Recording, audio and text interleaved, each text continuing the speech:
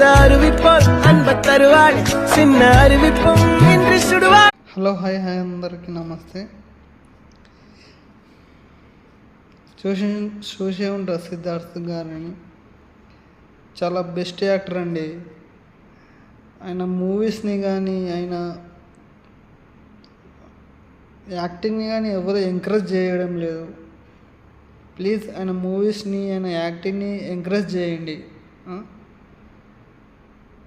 ఆయన బొమ్మరిల్లు సినిమా ఎంత బాగా ఆడింది. బొమ్మరిల్లు కానీ ఇంకో సినిమా ఉంది, చాలా సినిమాస్ ఉన్నాయి.